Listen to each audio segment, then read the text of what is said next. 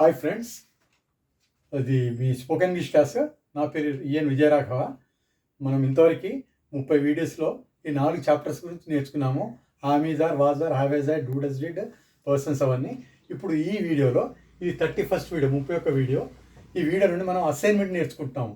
మీరు ఇంతవరకు చదివినటువంటి చాప్టర్స్ 4 చాప్టర్స్ పైన మీకు అర్థమైందో లేదో, ఎలా మాట్లాడాలి సులభంగా అనే విషయం గురించి ఈ అసైన్మెంట్ చేయడం జరిగింది. ఈ అసైన్మెంట్లో మీకు 10 సెంటెన్సెస్ ఇచ్చాను.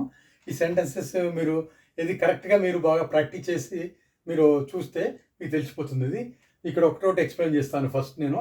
అంటే అన్నిటితో I am is are, was were, shall will be, have is are, do does it, వీటన్నిటిని ఈ ఫిల్ ఇన్ ద బ్లాంక్స్లో ఎలా వాడాలి అనేది నేను మీకు ఇచ్చాను అసైన్మెంట్ ఒకటి. మీరు అది కరెక్ట్గా మీరు దాన్ని చెక్ చేసుకోండి మీరు కూడా. They dash tea now, they dash tea now అంటే వాళ్ళు టీ తీసుకోరు. దే టీ నౌ, ఇప్పుడు వాళ్ళు టీ తీసుకోరంటే దేతో డు నాట్ రావాలా, డస్ నాట్ రావాలా, డిడ్ నాట్ టేక్ రావాలా? ఇప్పుడు అని వాడుతున్నాం కాబట్టి ప్రజెంట్కు డు నాట్ కానీ డస్ నాట్ కానీ రావాలి. కానీ మనము దేతో ఇంతవరకు నేర్చుకునేటి డూ మాత్రం వాడతాం దేతో. అందుకని ఇక్కడ మనకు they do not take tea, ఫస్ట్ది కరెక్ట్ అనమాట. నెక్స్ట్ సెకండ్ వన్ వచ్చేసి షీ డాష్ తర్వాత in college yesterday. She dash in college yesterday, ఆమె నిన్న కాలేజీలో ఉంది అంటే ఇక్కడ ఏం రావాలి? వారా, ఈజా, వాజా. షీతోని మనం ఏం నేర్చుకున్నాం? ఐ, హీ, షీట్లతో గతంలో చెప్పేటప్పుడు వాజ్ వాడాలి.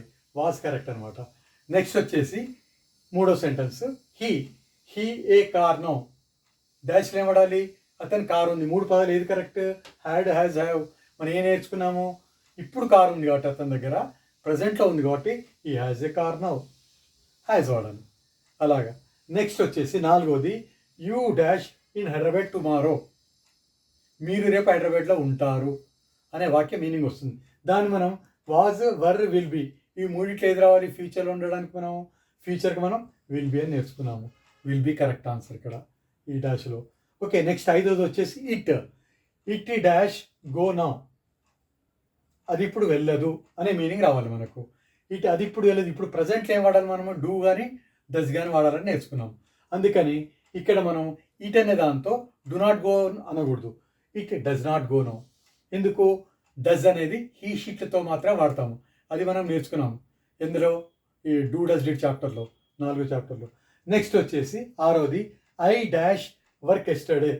నాకు నిన్న పని ఉండిందనే మీనింగ్ ఇస్తుంది. ఇది పని నిన్న ఉండింది పాస్ట్లో కాబట్టి ఈ 3 వీటిలో ఛాన్సెస్ ఈ యొక్క పదాల్లో హ్యావ్, హ్యాజ్, హ్యాడ్లో నిన్నటి గురించి మనం చెప్తున్నాం కాబట్టి ఐ హ్యాడ్ వర్క్ ఎస్టర్డే అనాలి జరిపోయిన దానికి. ఓకే, నెక్స్ట్ వచ్చేసి ఏడవది వచ్చేసి Padma dash does not, Padma dash lunch yesterday. Padma dash lunch yesterday, Padma నిన్న లంచ్ చేయలేదు అంటే జరిగిపోయిన పని గురించి మనం చెప్తున్నాం కాబట్టి నిన్నటి గురించి మీకు తెలుసు. ఇంత నేర్చుకున్నారు చాప్టర్లో. డూ నాట్ కానీ డస్ నాట్ కానీ రాదు, డిడ్ నాట్ టేక్ అని రావాలి. అప్పుడు ఇక్కడ ఏం రావాలి? నిన్న కాబట్టి Padma did not take lunch yesterday, అది కరెక్ట్. అది అండర్లైన్ చేయండి. ఇక్కడ మీకు ఫిల్ ఇన్ ద బ్లాంక్స్ అది కరెక్ట్ రావాలి. Padma did not take lunch yesterday. ఎనిమిది వచ్చేసి Kamal dash in class last Monday. Kamal last Monday క్లాస్లో ఉన్నాడు. జరిపోయింది కాబట్టి వాజ్ కానీ వర్ కానీ వాడతాము. ఇందులో కమల్ అంటే ఒకడే ఉన్నాడు కాబట్టి వాజ్ వాడాలి. Kamal was in class last Monday. Last Monday Kamal క్లాస్లో ఉన్నాడు, అది వాడాలి వాజ్ కమల్తో. 9వ వచ్చేసి Bhavani and Ganga in house now. Bhavani, Ganga ఇప్పుడు ఇంట్లో ఉన్నారు అంటే ఇప్పుడు ప్రజెంట్లో వాడినప్పుడు ఆమ్ కానీ ఈజ్ కానీ ఆర్ కానీ వాడాలి. కానీ ఇద్దరు ఉన్నారు కాబట్టి ఒకరికి ఉన్నప్పుడే ఈజ్ వాడతాం. ఒకరికంటే ఎక్కువ ఉన్నారు కాబట్టి భవానీ అండ్ గంగా ఆర్ అని వాడాలి. ఆర్ ఇన్ క్లాస్, ఇప్పుడు ఉన్నప్పుడు now, are in class now. Next last వచ్చేటి 10వది వీ డాష్ ఎగ్జామ్ ఎస్టర్డే.